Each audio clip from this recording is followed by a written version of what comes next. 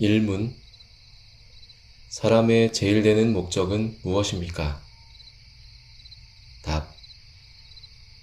사람의 제일 되는 목적은 영원토록 하나님을 영화롭게 하고 즐거워하는 것입니다. 해설입니다. 예수님은 인간 사이의 부를 공정하게 분배해 경제적 평등을 실천하러 오신 것이 아닙니다. 예수님의 가르침은 그보다 훨씬 근본적입니다. 예수님은 사람들에게 모든 탐심을 물리치라고 말씀하십니다. 예수님은 사람의 생명이 그 소유의 넉넉함에 있지 않고 시작과 끝이 되시는 하나님을 아는 것에 있다는 사실을 알리기 위해 오셨습니다.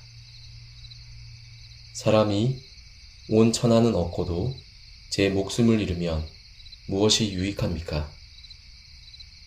사람이 무엇을 주고 자기 목숨과 바꾸겠습니까? 하지만 많은 사람이 인생의 의미를 잘 모른 채 살아갑니다. 삶의 의미에 대해 진지한 성찰이 없으니 죽음의 의미와 정체에 대해서도 인생이 어디서 어떻게 왔는지에 대해서도 생각해 볼 기회가 없습니다. 태어난 김에 그냥 인생을 사는 것이지 자신의 기원과 정체를 제대로 확인해 볼 생각은 하지 못하는 것입니다. 이에 대해 성경은 만물의 기원과 유지와 영원성의 열쇠가 하나님께 있다고 말합니다. 사도 바울은 다음과 같이 고백합니다. 깊도다. 하나님의 지혜와 지식의 풍성함이여 그의 판단은 헤아리지 못할 것이며 그의 길은 찾지 못할 것이로다. 누가 주의 마음을 알았느냐? 누가 그의 모사가 되었느냐? 누가 주께 먼저 드려서 갚으심을 받겠느냐? 이는 만물이 주에게서 나오고 주로 말미암고 주에게로 돌아감이라. 그에게 영광이 세세에 있을지어다. 아멘. 하나님은 만물의 기원이자 유지자인 동시에 목적이신 분입니다. 하나님을 영원토록 영화롭게 한다는 것은 이 사실을 알아 삶의 모든 영역에서 하나님을 인정하고 찬양한다는 의미입니다. 사람은 하나님 안에서 자기 존재의 기원과 생명의 원천과 삶의 목적을 발견해야 합니다. 하나님을 떠난 사람은 포도나무에서 떨어진 가지에 지나지 않습니다. 따라서 만물의 기원과 유지자의 목적이신 하나님을 인정하며 영화롭게 하는 것이 사람의 가장 본질적인 목적입니다. 이것을 우선하지 않으면 이 땅에서 아무리 재물을 많이 쌓아도 소용없고 형제들보다 더 많은 유산을 받아도 헛될 뿐입니다.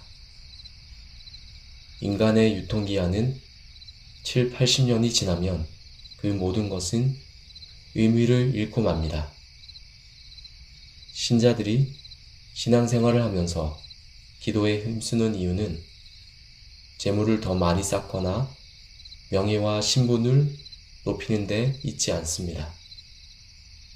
참된 기도는 만물의 기원과 목적과 의미이신 영원하고 무한하신 하나님께 모든 영광을 돌리고 완전하신 하나님이 우리에게 주신 모든 기쁨과 아름다움과 사랑을 즐기고 누리는 것입니다. 우리는 하나님 앞에서 사람의 어쩔 수 없는 한계와 부족함을 철저히 인식하고 오직 하나님께만 참된 존재와 생명의 의미가 있는 줄 알아 하나님을 철저히 인정하며 감사하고 찬양해야 합니다. 사람은 유한한 피조물에 지나지 않습니다. 사람이 먼저가 아니라 하나님이 먼저입니다. 우리는 이렇게 자신을 철저히 부정해야 합니다. 그때야 비로소 우리는 모든 것의 근원이시며 만물을 영원히 붙드시는 하나님으로 인해 영원한 존재감과 참된 의미를 얻게 될 것입니다.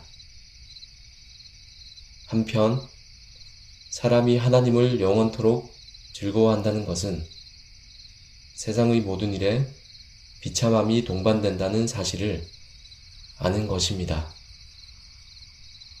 이 세상에 존재하는 모든 쾌락이나 행복에는 단조로움과 한계가 있습니다. 세상의 모든 일은 반복되면서 새기 바랍니다. 끊임없는 새로움과 기쁨을 찾기란 불가능한 일입니다. 오직 영원하신 하나님만이 참된 기쁨과 평안을 새록새록 샘솟게 하는 마르지 않는 근원이십니다. 오직 하나님을 즐거워하는 것만이 삶의 깊이와 넓이를 더욱 더하며 끝없는 기쁨과 행복을 안겨다 줍니다.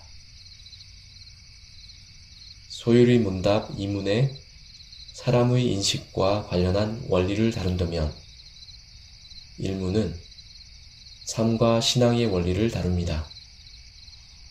어떤 사람들은 마치 인간이 하나님을 만들어낸 것처럼 행동합니다. 하지만 하나님은 사람이 살아가는데 필요해서 믿어주는 대상이 아닙니다. 사람을 위해 하나님의 존재하시는 것도 아닙니다. 하나님은 사람의 행복과 성공과 번영을 위해 존재해야만 할 것 같은 분이 아니십니다. 하나님이 먼저이시고 사람은 그 하나님을 위하여 존재합니다.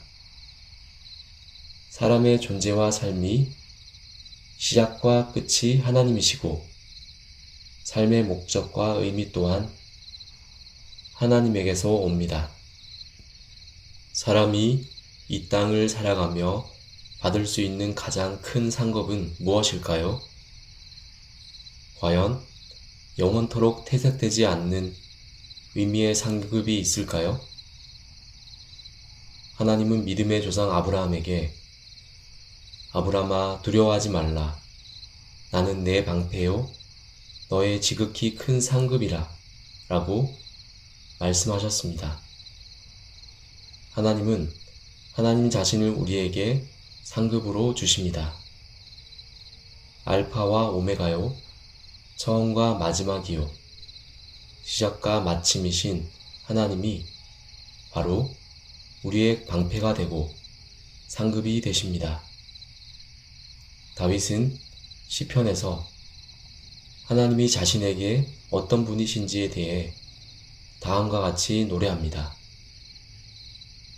여호와는 나의 산업과 나의 잔의 소득이시니 나의 분깃을 지키시니이다. 내게 줄로 재어 준 구역은 아름다운 곳에 있으며 나의 기업이 실로 아름답도다. 나를 훈계하신 여호와를 송축할지라. 밤마다 내 양심이 나를 교훈하도다. 내가 여호와를 항상 내 앞에 모심이여 그가 나의 오른쪽에 계심으로 내가 흔들리지 아니하리로다. 이러므로 나의 마음이 기쁘고 나의 영도 즐거워하며 내 육체도 안전히 살리니 이는 주께서 내 영혼을 소홀에 버리지 아니하시며 주의 거룩한 자를 멸망시키지 않으실 것임이니이다. 주께서 생명의 길을 내게 보이시리니 주의 앞에는 충만한 기쁨이 있고 주의 오른쪽에는 영원한 즐거움이 있나이다. 다윗은 하나님으로 마음이 꽉 찬 사람이었습니다. 아무리 멋진 성공을 이룬 사람이라도 영혼의 문제를 해결하지 못하면 마음 한구석이 텅 비게 됩니다. 하나님이 사람에게 영혼을 사모하는 마음을 주셨기 때문입니다. 전도서 3장 11절 사람에게는 그 무엇으로도 채워지지 않는 영적 공간이 있는데 이것을 채우실 수 있는 분은 오직 하나님 뿐이십니다. 스스로 계시며 만물을 만드시고 유지하시는 하나님만이 우리 삶의 근거가 됩니다. 우리는 무엇을 하든 어디에 어떻게 존재하든 하나님이 우리의 모든 것이 되시는 줄 알고 그에 따라 생각하고 행동해야 합니다. 예수님이 광야에서 마귀에게 시험 당할 때 어떻게 이겨내셨습니까? 예수님은 사람이 떡으로만 살 것이 아니요 하나님의 입으로부터 나오는 모든 말씀으로 살 것이라고 말씀하셨습니다.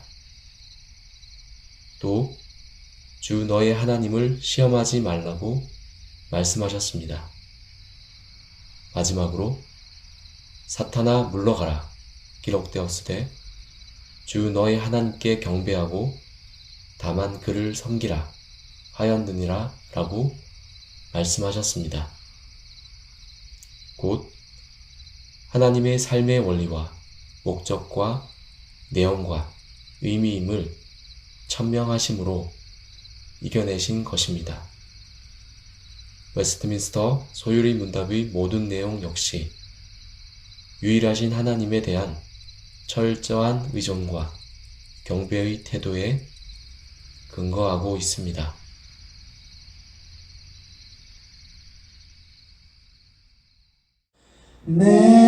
내가 주를 바라오니 성실과 정직으로 나를 보호하소서.